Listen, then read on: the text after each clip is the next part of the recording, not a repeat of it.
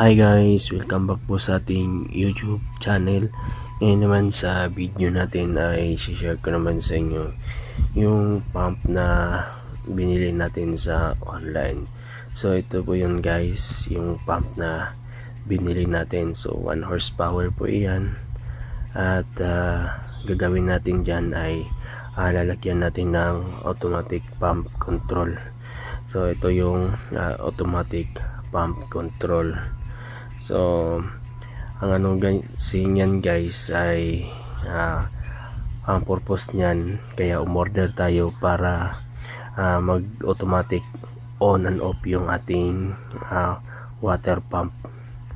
So hindi na tayo magmamanual pag i-off natin yung or i-on yung ating pump. So yan po yung loob ng ating APC. So ayan guys, so merong 6 na terminal yan. So yan sa iba taas ay dyan po yung nakalagay yung galing sa source natin, at dyan naman sa baba yun yung wire galing sa ating pump.